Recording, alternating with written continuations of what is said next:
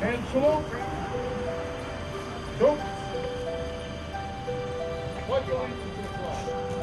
Pledge allegiance to the flag of the United States of America. To the republic.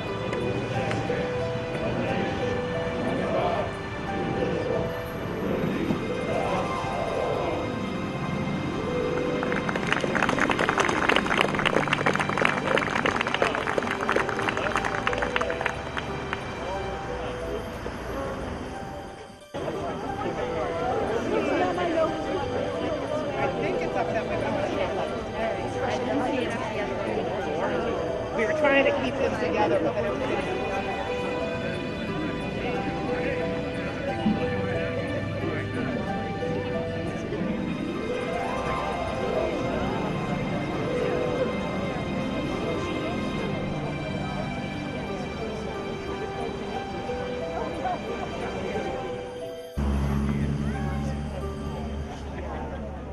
Okay, welcome.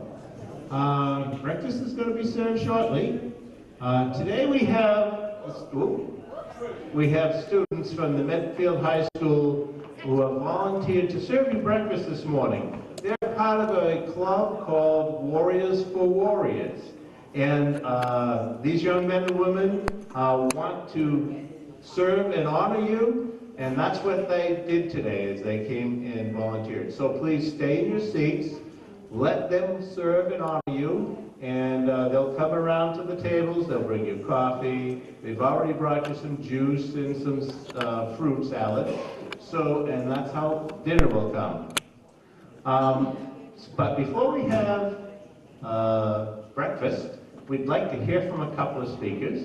So I want to first introduce James Timothy.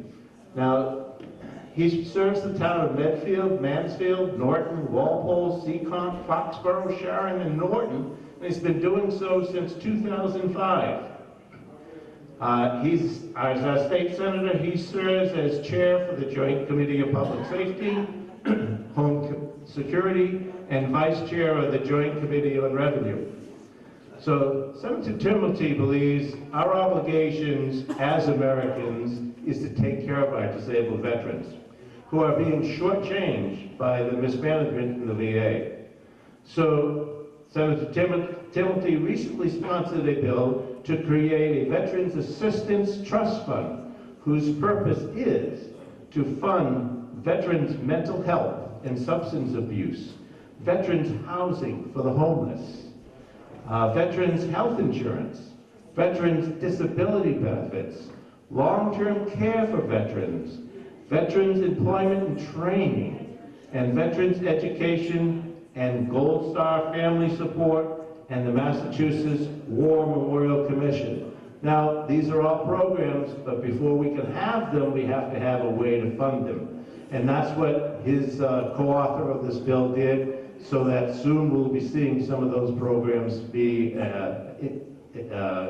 implemented. So, without further delay, Senator James Timothy.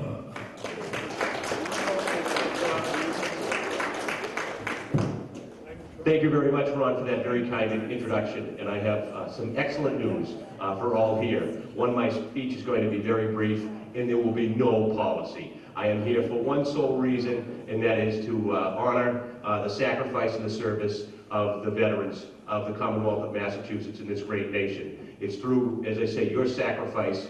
This is the home of the free because of the brave. And I know that's words you hear all the time, but I think it's very important as Americans, and particularly as public figures, that we come down and make every effort we can on every day, but certainly on Memorial Day and Veterans Day, to honor what you did. So I thank you very much. Roberta and the gang have put on a wonderful show. The Medfield High kids are taking care of everybody, and I'm just very grateful that I live in this great nation and have had so many opportunities thanks to you. So good morning and a warm thank you very much.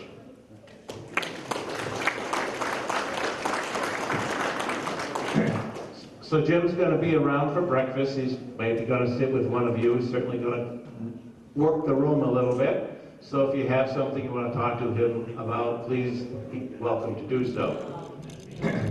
Next, I'd like to introduce Denise Garlick.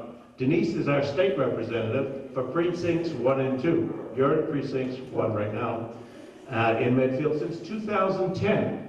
She also represents Needham and Dover, and as our representative is the current vice chair of the Joint Committee on Education and also serves in the Joint Committees of Public Health as well as Mental Health. Good morning to all of you.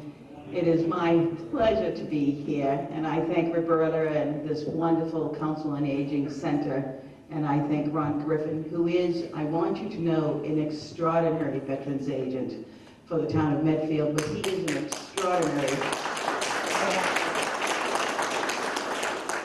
is an extraordinary veterans agent in the Commonwealth, and people look to him for the way that he has pulled together his community and serves the veterans. And I want to say good morning, of course, to Mike Sullivan, who is here in the kitchen, my first stop this morning. I wanted to take a moment and say, first and foremost, I join with Senator Timilty in the extraordinary work that he's doing in legislation on behalf of the veterans. And I wanted to say for a moment, I actually do have prepared remarks, if you'll be patient with me. But I thought carefully about what it is that I wanted to say to you this morning. So we pause and we remember today the servicemen and the women who have endured and are enduring terrible hardship, pain, injury, illness, and even death in the name and the concerns of our country, the United States of America. We grapple, many of us, very briefly, with the broad concept of war. And then many of us just move on. Today, people will go off to work, they'll go off to the Veterans Day sale. It is a moment, and many people just move on. But for our veterans, it is not just a day, it is a life. There are 19.6 million veterans living in America today. Of those, 9.3 million are 65 years or older, and interestingly, 10.3 million are 65 years of age or younger today. 3.6 million are living with a service-connected disability with a rating of 70% or higher, and 1.6 million of those veterans are women. In Massachusetts, in our Commonwealth alone, we have 388,000 veterans who have served our country. And today, we honor those individuals who are our friends and our neighbors. We honor the people in this room for their service. For many, the war is not over when it ends. This is true in the most terrible ways. There are those that are injured in ways that we can see and ways we cannot see. And we as a people must demand that the VA system of healthcare be strengthened as it struggles to meet the diverse needs of veterans. And we as a people have no excuse for the fact that there are homeless veterans in our nation and in our state. We as human beings must recognize the pain and anguish of veterans. More than 22 veterans a day die by suicide. For many, the war is not over when it ends. It's also true in the most inspiring of ways. Our town and our Commonwealth is stronger because of our veterans who have returned and have built lives on the principles of their learned experience. Their sense of duty that becomes their sense of commitment, their sense of camaraderie that becomes their sense of community, their sense of how fragile life can be that leads to their sense of preserving and protecting life. In Medfield alone, we know we have an example of a veteran who returned and became a policeman, who stands guard so that you sleep safe tonight. There's an EMT who rushed in when your loved one whose heart might have stopped beating. That person is likely a veteran. The nurse in a local emergency room right down here, Beth Israel Needham, skills honed in the toughest school in the world, is a veteran. The neighbor down the street who in one generation lifted his family into the middle class on the strength of the GI Bill, providing the education he needed to become a successful businessman, is a veteran. The engineer who works at MIT from my hometown is a veteran. The scientist at the Natick Labs is a veteran. The Massachusetts politician recently elected and heading to Congress today is a veteran. So today we pause to honor the individuals who at one time served in lands far away and returned home and continue to serve. Perhaps because veterans know more than any others how great the price of freedom is, they know truly the value. Veterans keep our country safe, and they make our nation strong every day. On behalf of my family, personally, from our town and our Commonwealth to you, the veteran and your loved ones, I say a heartfelt and sincere thank you.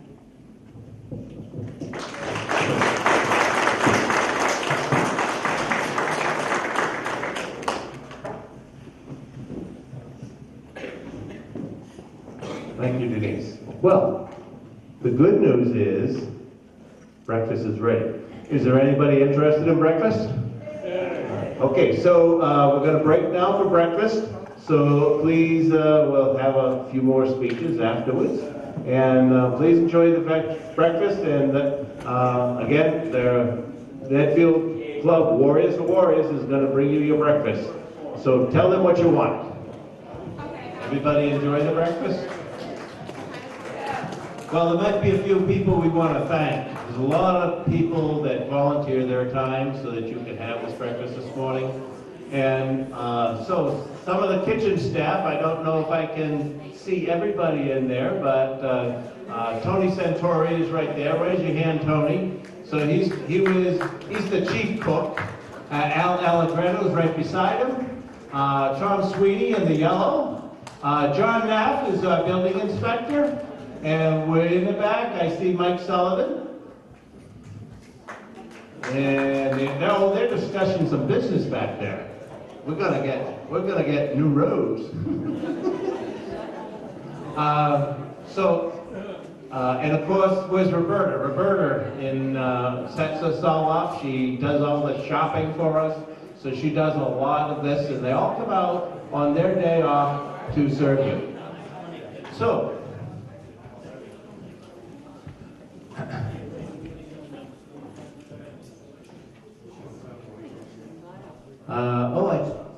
I saw Chief Kingsbury back there too.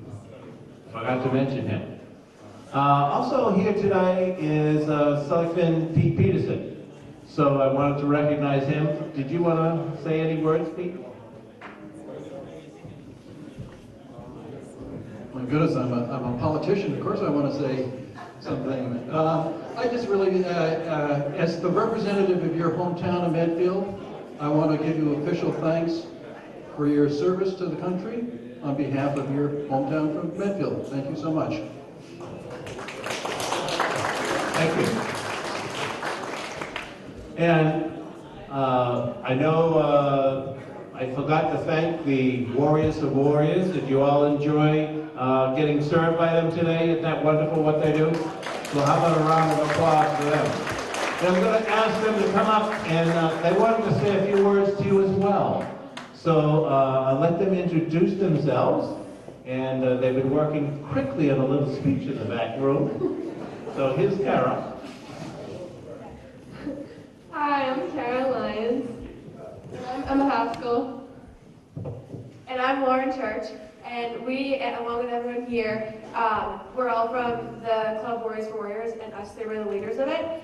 So it's an honor for us to be here to give back to you guys on this Veterans Day. Our club is dedicated to helping out local veterans and troops overseas. One of our most recent activities has been, we sold homemade dog biscuits to raise money for the training of therapeutic dogs for those suffering from PTSD. Our club is always looking for new opportunities, so if you have any ideas or projects that you would like help with, please do not hesitate to contact one of us or Mr. Griffin. We'd also like to give our thanks to Mr. Griffin for helping us get involved, and we'd like to thank all of our club members here as well for helping out. So to everyone here, enjoy your breakfast and the rest of the day.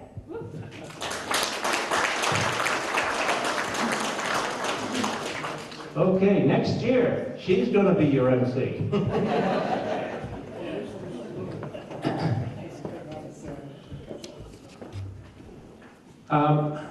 Next, I'd like to introduce you to Dale Kurtz.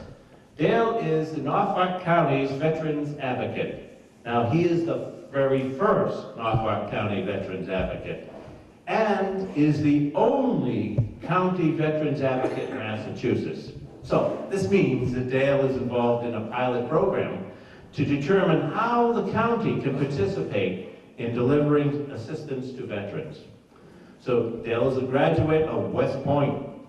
In order to better understand the needs of local veterans, as well as the current responsibilities of all the local veteran services officers, Dale worked as an assistant to VSO in Franklin. And then he is now the temporary VSO in Avon. And he's established monthly meetings with all of the county VSOs, so we all go and meet with him, and that includes me in the meetings. So today I invited Dale to speak with you and share some of his thoughts and vision on how the county can be a valuable resource to veterans in Norfolk County. So, without further ado, Dale Kurtz. Thank you, Ron.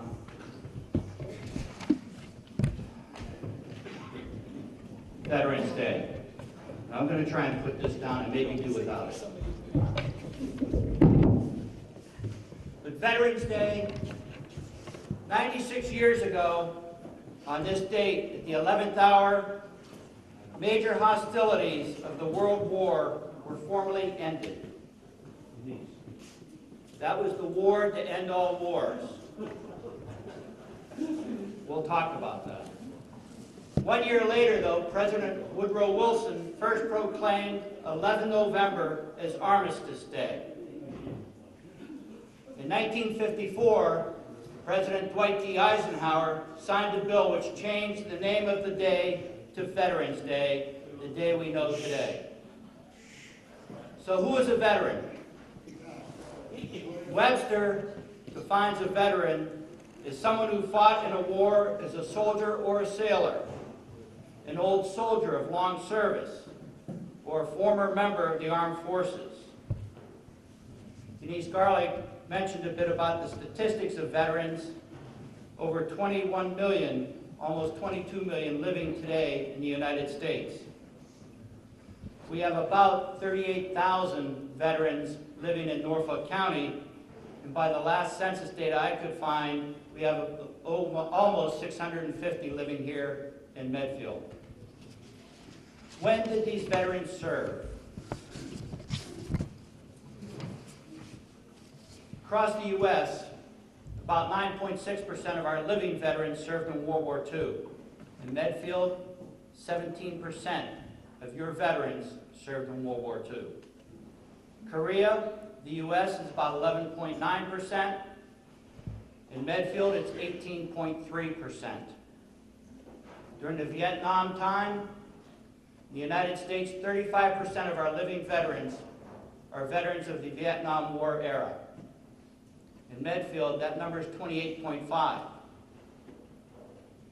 The Gulf Wars, this is from the first war back in 1990 through today, 26.3% of the veterans in the U.S.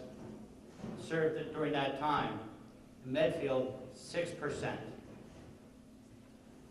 That tells us that we have a diminishing population age-wise within the county as well as the state, because the Medfield numbers, although a bit lower on current service, is not out of line with what we see across the state. The median age of male veterans is 64. The median age for our female veterans is 49. That's because of the change in how we manage and staff our forces. We have many more opportunities for women to serve in our military, and therefore we have a younger age group. Today, we honor our veterans. But it's also important to recognize those currently serving our nation, those who will become our veterans, our future veterans. I recently had the privilege of being with Condoleezza Rice, the Secretary of State and former National Security Advisor. She talked about her experiences on 9/11 and other events during her service to our country. But she also reminded us that the United States cannot be tired. We cannot be tired of taking the front against the bad guys. The bad guys, and there are many of them, do not get tired. If one does, there's another bad guy to take their place. We are the leaders of the world. That is what America is. That is what has made our country great. If we stop taking the front, we will lose the rights and freedoms that we have defended for over 238 years. We must continue to lead. We are a great country because we do what is right. We are a great country because of you, our veterans. So who is a veteran? Denise talked about who veterans may be. But unfortunately, a veteran may also be someone who is unemployed, but desperately searching for work. I saw in the news this morning that they said they estimate that the unemployment rate for veterans is 7.6%, substantially higher than what they say the average unemployment rate is. In reality, I view that number at least twice as high, because once you stop filing for benefits, you're no longer counted as unemployed. And many of our veterans have actually given up hope of finding work through normal channels. That is a lot of what I try to do at the county. I work with different employers throughout the county. I work with different civic groups to try to put out the word about veterans and the skills that we bring to the table for any employer. It's important that as you have influence over different employers, you encourage them to look for opportunities to hire our veterans. I heard the word PTSD earlier. I met with a large regional company a couple months ago, and we were talking about employing veterans. Conversations were going very, very well. And then the CEO said, you know, my first obligation is to the safety of my employees and my customers and the safety of my facilities. How can I be sure that one of these veterans isn't going to go off if somebody gets upset with them? I didn't have the right response then.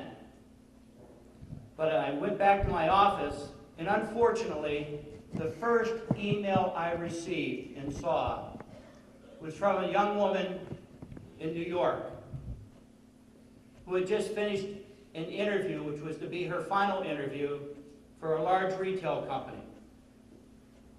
Everything had gone along well. This was a meeting, the second meeting with the hiring manager, and she was told she's got a lock. The interview's going well, and the manager finally said, "Oh, I see you were in the Army. Were you ever overseas?" And the young woman said, "Yes, I've served 2 tours, one in Iraq and one in Afghanistan." "What did you do?" "Well, I was a convoy security guard." With that, the interview changed. And the manager said, "Well, that must have been a lot of stress. I don't know how you'll handle the stress of this job." The conversation was ended. The woman left. And the young lady sent me in her email, said, "I enlisted at 17 years of age. I served my country for 6 years. I did 2 tours. And this is how I'm treated? This is one of the fights I take every day." We have, rightly so, done a lot about talking about PTS. I will tell you that I personally suffered from PTS through a tragic situation we had in our family. But we overcame it. My wife, myself, my children. Why? Because we were able to. We sought the counseling and services that were available to overcome that. Not every veteran of today's conflict suffers PTSD. Some do, and I'll talk about them. But again, I encourage you, as you have influence or you control, opportunities to guide hiring, to focus on what veterans bring to the table, the discipline, the teamwork, the focus on mission, getting the job done, of coming to work every day and doing their jobs. The benefits that veterans bring to the employment world are just tremendous, and we need to continue to focus on that.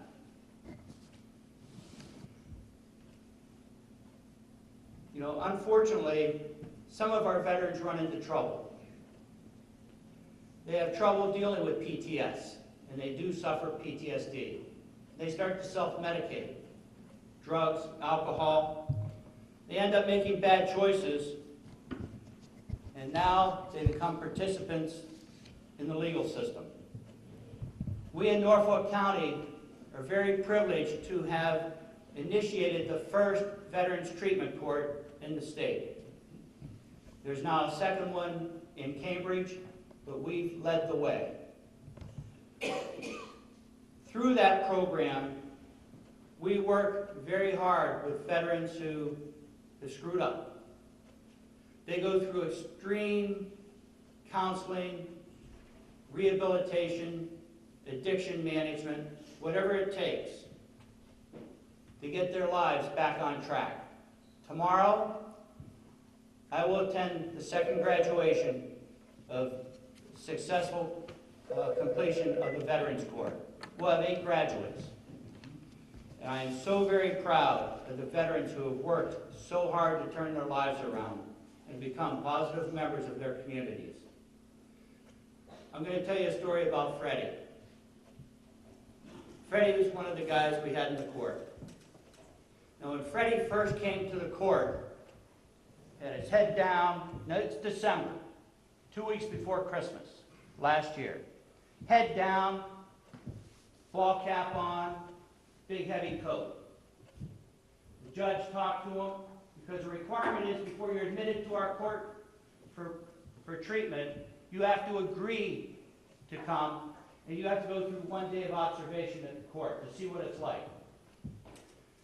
And Judge Hogan Sullivan said, Mr.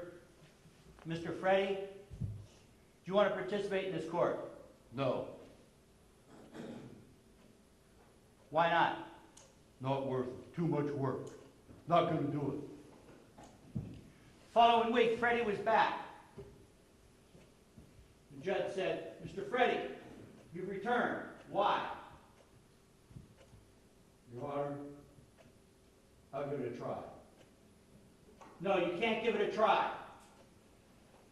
If you enter this court, you will work, and you will complete it. There's no trying here. Yes, Your Honor. So for the first 4 months, Freddie would come and sit out in the anteroom before court started, headset on, sunglasses, baseball cap, heavy coat, would not talk to anyone, would not make eye contact with anyone. Every day that we were in court, I would walk up, hi Freddie, how you doing? As did others. Long about April, Okay. I got a response. Doesn't sound like much, but that is such a big step for Freddie. May, sunglasses are off. It's May. Now the sun's coming out. Freddie's glasses are off. June, July, we're having conversations. I have Freddie in my office. I have one of our staff in the county who happened to live in Bedford give Freddie a ride home up to the Bedford Hospital where he was residing at the time. I wouldn't do that with someone if I felt she were in danger. She volunteered. I talked to Freddie. They struck up a good conversation, had a good relationship. Freddie made tremendous progress to the point where in August, he was promoted to the next phase of the court system. And we go through a 5-phase program. I can still see Freddie turning and talking to the court and saying, I didn't think I could do this. I'm glad I did. Walks through the court, holding a certificate of promotion above his head. That afternoon, and pardon me, but this is very personal, Freddie got in a ride from one of our participants to his place in Quincy. He got on his bicycle and was riding down to Brockton. Freddie got off his bike, sat on a stoop, had a heart attack and died. Sad story? Yeah, a great story. Freddie turned his life around. He was headed in the right direction. Just this past week, I got the final autopsy report because I was designated as the contact person by the ME. Due to the fact that Freddie was homeless, Freddie had no family. We were his family. Freddie was clean. The top screen came back. No drugs, no alcohol. This is someone who, 8 months before, was addicted to coke and heroin. That's what this court does. It makes a difference. That's where we put a lot of energy at the county to help turn people's lives around. Give them the tools and the avenues to do that. We celebrated Freddie's life down at the Bourne National Cemetery on September 19th. 1 month after he died. A lot of stuff had to take place to get that to happen, but we did it. And it was a great, great ceremony for Freddie to have 100 people there to care about him, where he thought he was alone. That's the difference that we can make by helping guide people and making available opportunities for them to live their lives in the right way. Tomorrow we're going to celebrate 8 others when they graduate, and they'll be able to do something with their lives. Of all 8, they are either currently employed or now completing a college degree. A year and a half to 2 years ago, when they entered the program, none of them could hold a job due to their dependence on substances. We also have folks who are in the program because they solely have PTSD, and we're working with them as well. We have different programs for them. We've had success. We've had graduates who've suffered purely from PTSD or TBI. The system does work, and we need to continue to expand that throughout the Commonwealth. You know, when you see someone, and I'm talking, you know, this is that preaching to the choir thing. These are all veterans and spouses of veterans. But also to our warriors, and thank you for your service today. When you see someone who has on a hat, t-shirt, jacket, something that identifies them as a veteran, say hello. Say thank you. You know how much it means to you. It means the same to them. We share something that others don't understand. You never find the camaraderie in the civilian world that we had and have as members of our armed forces or as veterans of our forces. But we also have to remember the families of our service members, and they must be cared for. In Lincoln's second inaugural address, he said, "It is our duty to bind up the nation's wounds, to care for him who shall have borne the battle, and for his widow and his orphan." With an aging population, and we are, it's very important that we take care of our veterans, our widows, our widowers, and their dependents. As you know, one does not serve in the military alone. The family members also serve. They persevere with the challenges of having a loved one, a mother, father, brother, sister, husband, or wife, being in harm's way. I strongly urge the towns throughout the state to find a way, through census data or others, to identify the widows and widowers of our service members. Too many of our widows currently are left out on the sidelines and don't understand the benefits that are available to them. That is one of the focus points that I have at the county, to try to encourage all of the towns within Norfolk County to identify our widows and widowers. The vast majority of people who I provide services to in Avon, as Ron said, I'm the acting VSO, are widows. They're folks whose husbands served in World War II or Korea, and they barely have enough to get on. But through the Chapter 115 benefits we're able to provide, and other services, we're able to make a difference in their lives so that they're able to eat on a daily basis, have a place to live, and have appropriate medical care. So I'm going to ask all the veterans to please stand.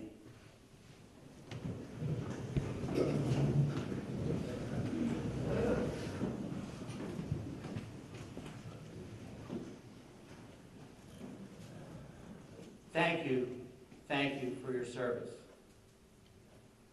Without what you have done, we would not have this great country we have today. Thank you.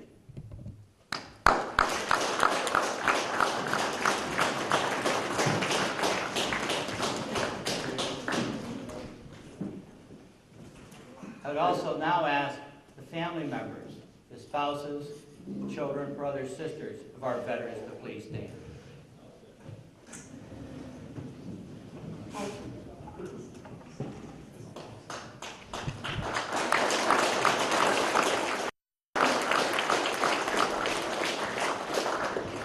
You served as well and continue to serve, and I thank you. There's also a special group that I would like to recognize this morning as well. Another project we've taken on at Norfolk County is to provide lap robes or Afghans for our troops who are currently in treatment. And a group from the Medfield Senior Center, Council on Aging, crafted these lap robes for our service members and veterans who are undergoing care at our VA and military hospitals. If there are members of that group here today, I'd like you to please stand.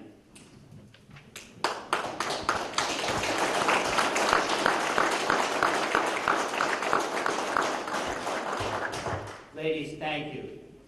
That has made such a big difference. To see the eyes on these guys and gals when we give them a lap robe.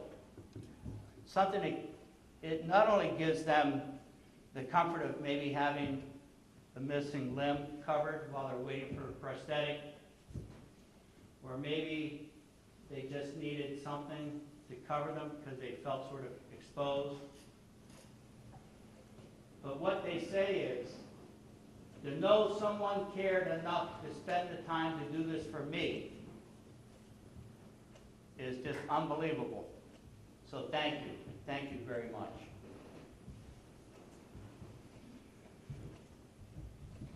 I would like to recommend something to you, and I have cards. And I'll have them here at my table. These are for the website massvetsadvisor.org. If you are a veteran or a spouse of a veteran, go on this website. It lists over 430 federal, state, and private benefits and services available to our veterans and their families. It's a great resource for information about the services and benefits available to you. So please take them. So let me ask, so who's a veteran? The definition I love is a veteran, whether active duty, retired, served one hitch, or a reservist, is someone who, at one point in their life, wrote a blank check made payable to the United States of America for an amount of up to and including my life. From one veteran to another, it's an honor to be with you in your company. Thank you for your service to our country and for defending the freedoms we enjoy. Have a great day.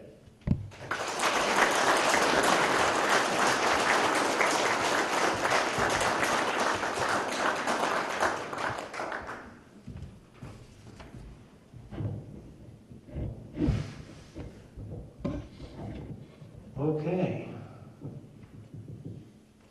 A couple of tears in the audience, I think. Just wanted to follow up a little bit of what Dale has said. With regards to Veterans Court, I've been to Veterans Court on this side of the bench, and it's a wonderful, wonderful program. I can tell you that Chief Meany has been to Veterans Court and is very familiar with the prosecutor.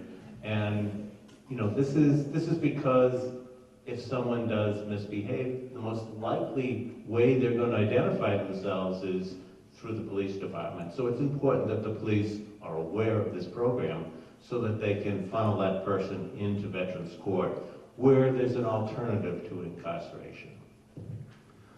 Also on finding the widows or spouses of veterans. So I'm working with Carol Mayer, our town clerk, and we're trying to get something on the next census that veteran spouses would be able to identify themselves.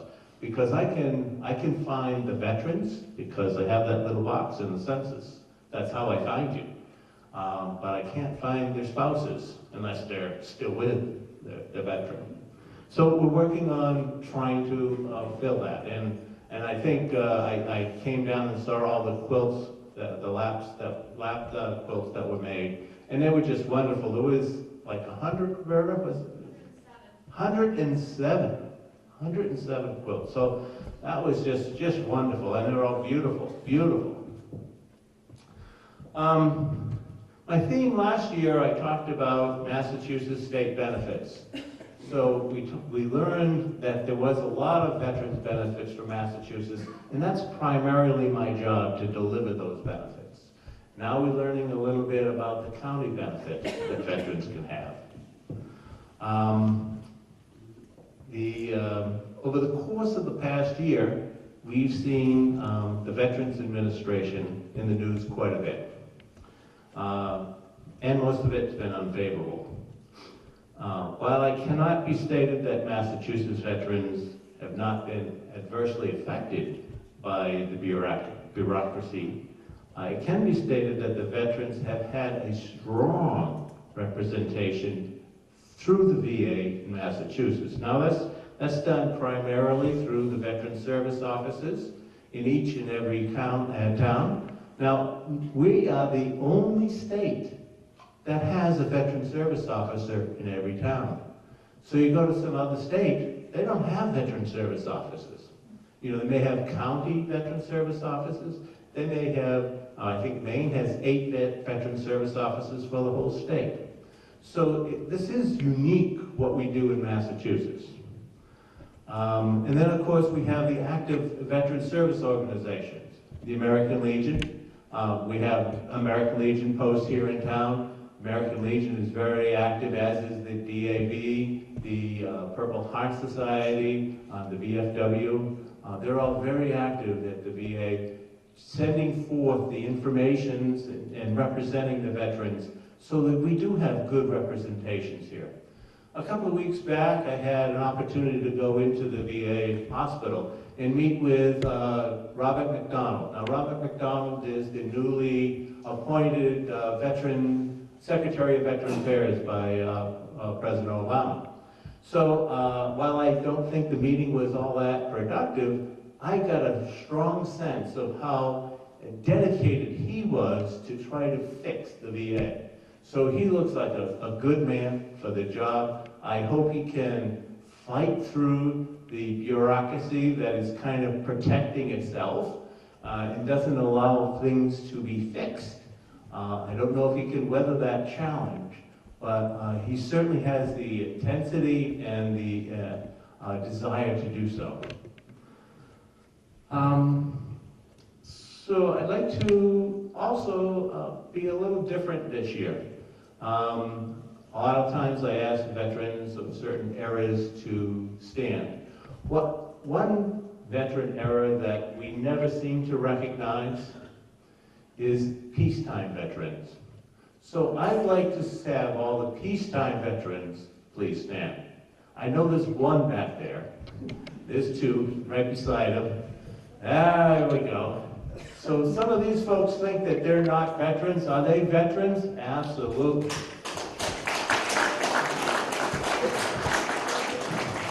And while we're standing, how many, we have any female veterans? So Beth Weaver didn't come. So she's one of the female veterans we have in town. Not too many, only 10 can I find. How about World War II veterans? We might have a few of them out there. Yes. So some of them can't stand, but just raise your hand. That's okay. There's quite a few of them. How about Korea? Korea veterans. Yeah, just get your hands up. Vietnam veterans. Vietnam era veterans. Okay.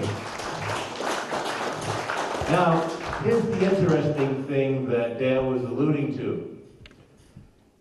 Everybody's a veteran before since Vietnam, please raise their hand. Not one. See, the population of veterans is mostly with World War II, Korea, and Vietnam veterans. We have very few veterans in Medfield that are younger. In fact, the best I can count, we have less than 50 veterans in town under the age of 50. So, we are an aging population, and we have a lot coming up, but a very small percentage of the population. I have a bunch of, Dale talked about the brochure for the business card for the Veterans Advisor. So this was a project that I participated in when it was launched. And what we do is we try to, on the computer, put all the different state benefits and federal benefits in. So you can type in English search algorithms and you can find the benefits that you might not be knowledgeable of. And that's why people come to see me. Because sometimes I know something. And then I'm able to direct them into a benefit that they didn't even know they had. Also, what I've done is I've made this little brochure. They're out, all of these will be out on the counter out there as you leave. This is a brochure for the town of Medfield Veteran Services. So I made this up based on most of the services and assistance that I've delivered in the last 4 years. So it's really tailored to you. You know, we don't see things on homeless here because I don't see any homeless here. But, so it's very specific, and I have these at my office and at the counter up there. I also made another brochure, and that is Veteran Salutes. As some of you know, the laws have been changed for us veterans and when we can salute the flag. Everybody has a different interpretations, but I put it together, made a little folder so that everybody can be aware of when we can salute the flag. Medfield Precision Car Wash. So some brochures out there. Free car wash today if you got a dirty car. So go down there and get your free car wash. They're also, for the rest of the year, anytime it's $4 off. All you have to do is say I'm a veteran. And they'll knock $4 off the charge of the car wash. American Legion. So there's some brochures out there about the American Legion. Why you should join the American Legion. If you're not a part of the American Legion here in town, I advise you to look into it. Talk to me, talk to Carl, talk to Tony.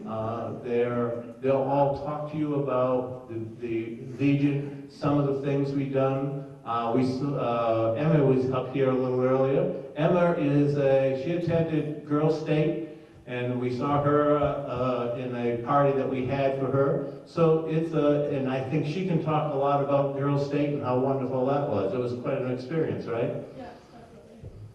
So, American Legion, if you're not a member.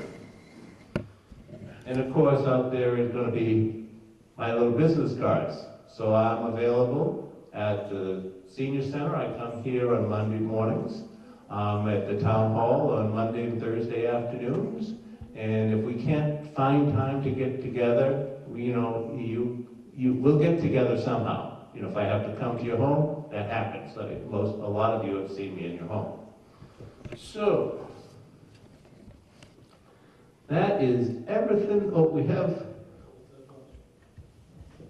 I do have, if you're interested in reading books, I don't pass them out because paper is getting awful difficult to get, but there is a veterans guide to all the veterans benefits. This is the VA guide.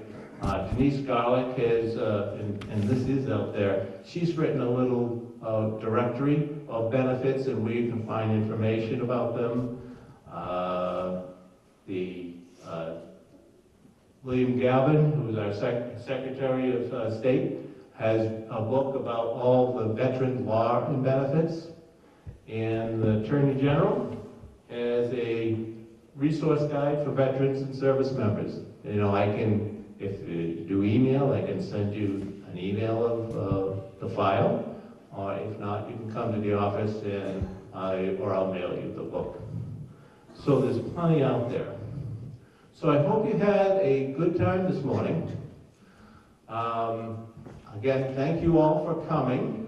So like last year, if there's anybody who wants to say anything before I end the meeting, please raise your hand and I'll give you the mic. Okay, so last year I adjourned the meeting, and what I'd like to do is ask you all to stand and join me in the Pledge of Allegiance. I pledge allegiance to the flag of the United States of America and to the republic for which it stands, one nation, under God, indivisible, with liberty and justice for all. And veterans, please join me. And salute. 2. Thank you very much. Enjoy your day.